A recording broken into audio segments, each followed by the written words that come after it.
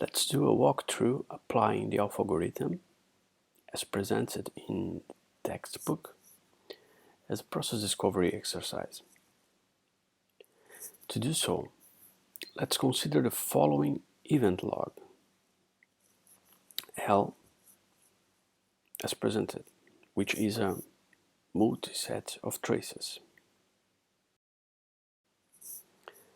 In the first step of the algorithm, we need to identify all tasks in the log, and let's call this set of all tasks TL.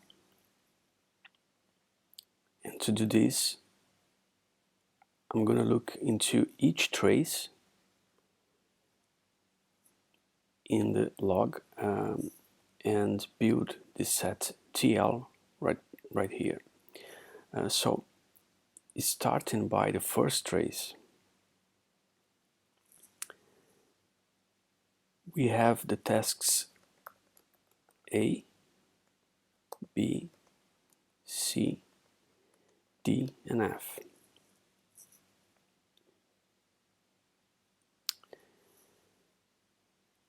But does it represent the set of all tasks in the log? Let's move to the other traces to find out. From the second trace, we can see that there is a yet unseen tasks, which is E. So we add this to our set TL,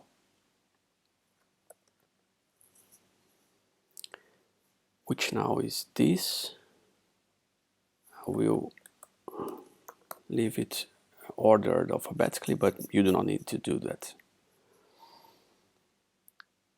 Looking into the third and fourth traces, we see that there is no other tasks to be added to the set TL.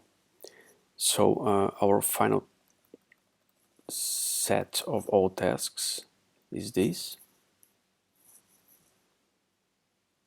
And we can move on to the second step. In the second step, we need to identify the set of all tasks that have been observed as the first task in some case. So let's call this set as TI. And as we can see, all traces start with task A. So TI equals to set with only one element A.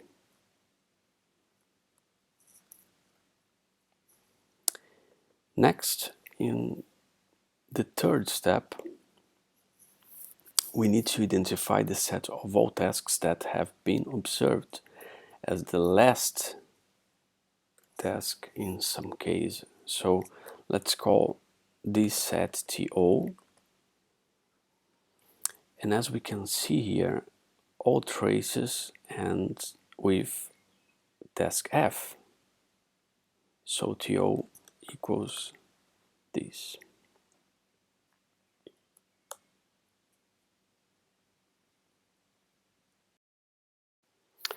Now, in the step 4, we must identify the set of all relations to be potentially represented in the process model as a set XL.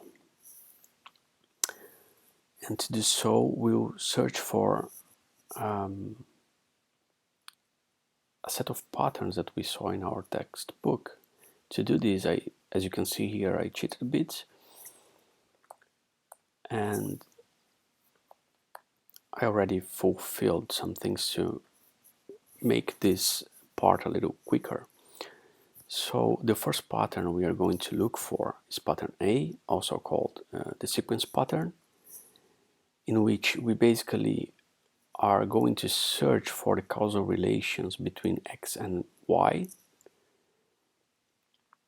and we will look first for all pairs that hold a relation A directly followed by B, in this case X directly followed by Y, to be more generic. And to compute this, we first determine the order relations in the log, which is this set. And how did I get to this set? I'm going to show you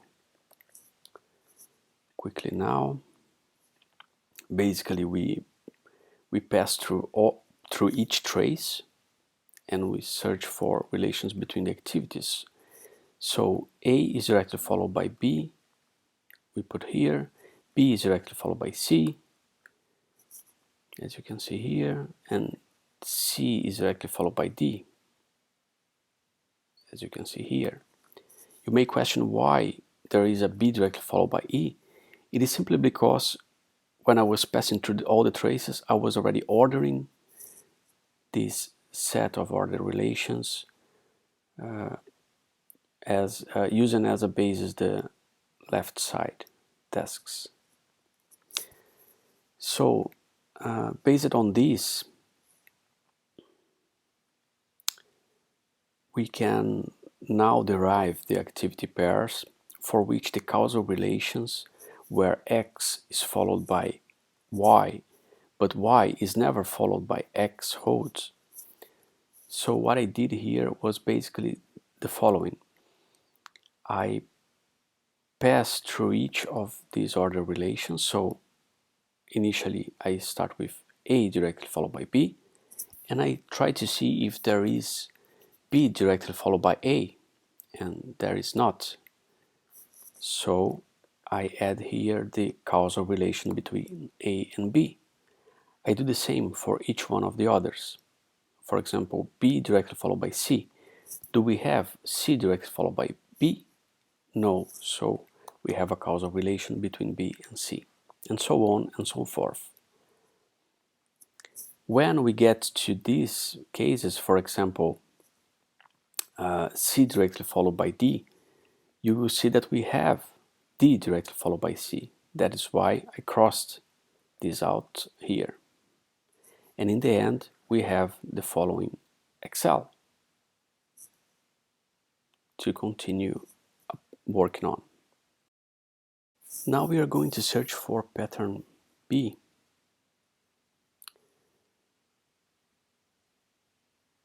Which is also called Shor split pattern.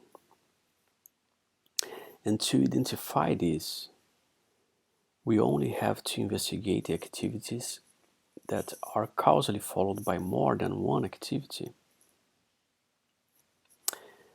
In this case, as you can see, this only holds for activity B.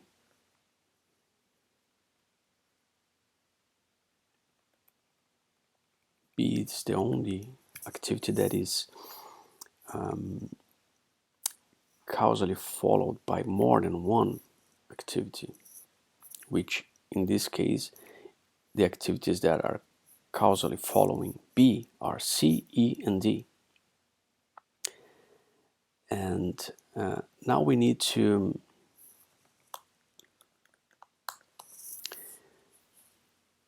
check for the relations that exist for the pairs CD, CE, and DE. So we can see if there is any choice relation between these activities that follow that causally follows activity B. And as we can see here, the pairs CD and CE, they are in parallelism, and the only one that is in a choice relation is the pair DE.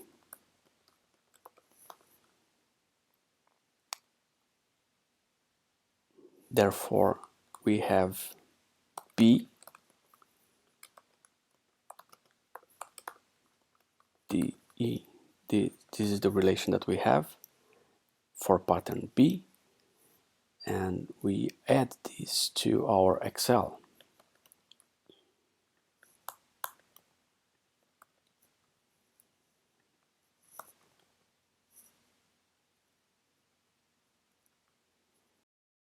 To search for pattern C, which is also called the short join pattern. And to identify this, we only have to investigate the activities that are causally preceded by more than one activity. In this case, as we can see here, this only holds for activity F, which is causally preceded by C, D, and E. We already know that C and D are in parallel, also C and E, and that D and E are in a choice. So we will have here that D, E, causally related by F, causally followed by F. And we also add these to our Excel.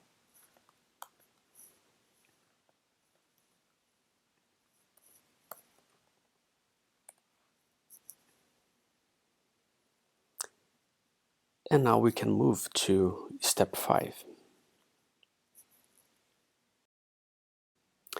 In step 5, we will construct the set YL as a subset of XL. And to do so, we are going to eliminate the relations, the causal relations between X and Y, and causal relations between X and Z, if there is some causal relation between X and the choice relation between Y and Z. To do so, I will copy here the Excel that we have found so far, and in this case, considering this relation, we remove B and D, which are here, and we remove B and E.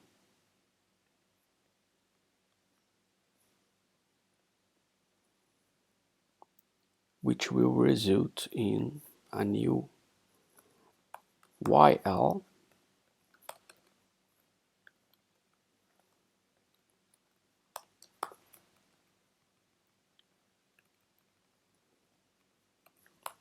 like this. And we also eliminate the causal relations between Y and V and Z and V if there is a causal relation between a choice relation Y between Y and Z and an activity V, which also is the case here. So, for example, we will remove the causal relation D and F, and we will remove the causal relation between E and F.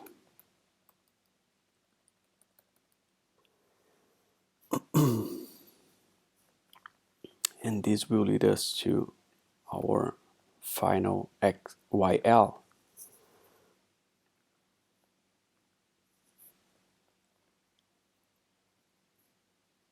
And we can move to step 6. Now in step 6, we will start building the BPMN process model. And we'll first start connecting the start and end events to our tasks stored in TI and TO. So let's take these guys here. I will copy this here. Let's move to the next page. So for the start events, if there are multiple tasks in the set TI of first tasks, then we draw a start event leading to a short split which connects to every tasks in TI. Otherwise, which is the case that we have here, we simply directly connect the task, the start event, with the only first task that we have, which is A.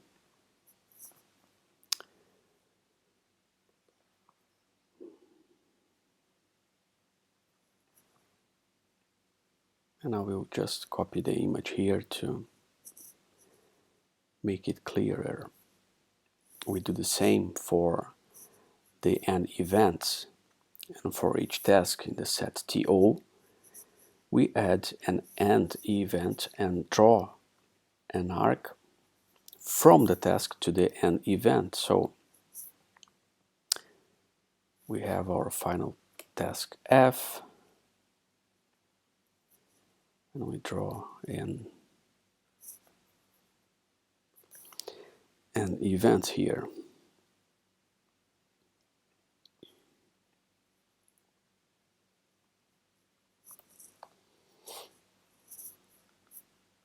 And we can move to step 7.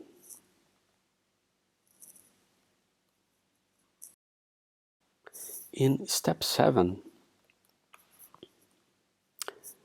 we will construct the flow arcs in the following way. We will consider first the pattern A,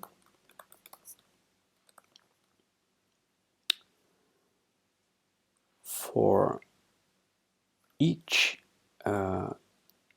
causal relation in YL. So let's take our YL.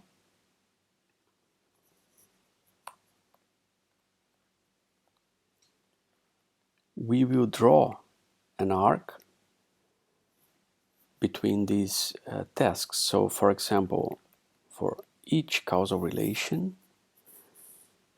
that we have, we will draw an arc between them. So we already have here's A, so to B, and BC, and CF. So I can put these guys together here.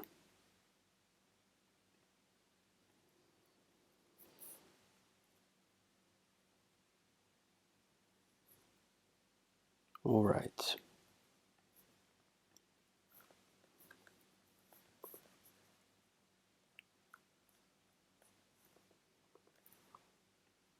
Let's copy this image here.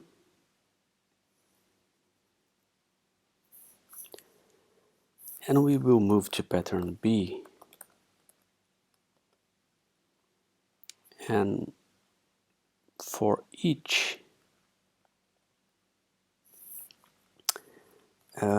short split, in this case we have this causal relation representing the short split.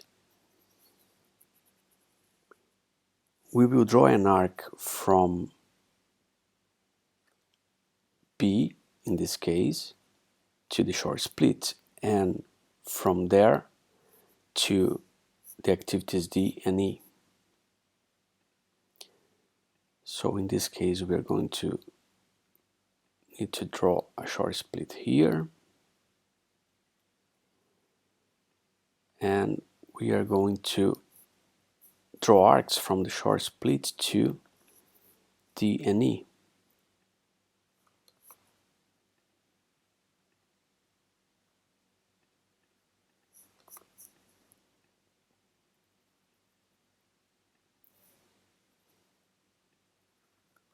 Oops.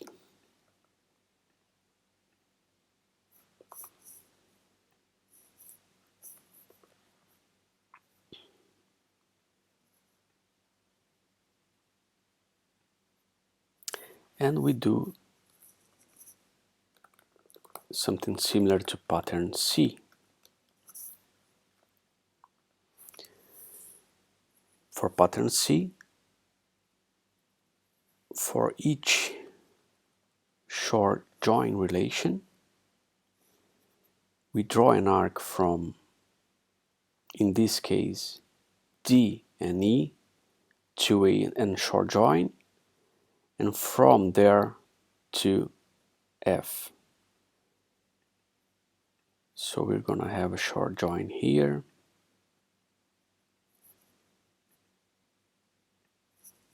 we're gonna join these tasks, and from here to F. We can adjust this just to make it a little bit more readable. And here we go.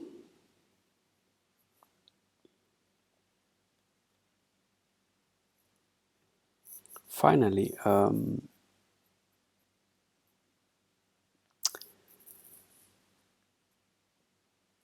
if a task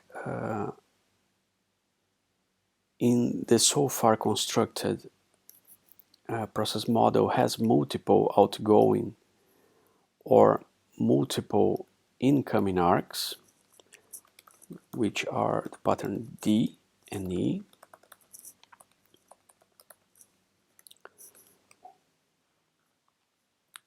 we are going to bundle these arcs with an end split and an end join. And these tasks that we have here are B and F. So what we're gonna do here is to add an end split here after B. To do so, I'm going to put this a little bit to the side to make some space for the end split.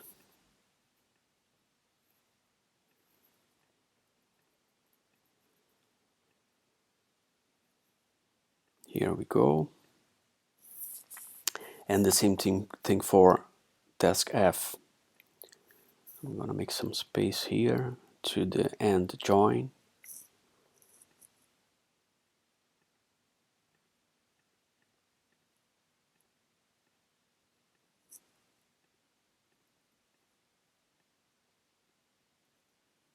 Make it just a little bit more readable here.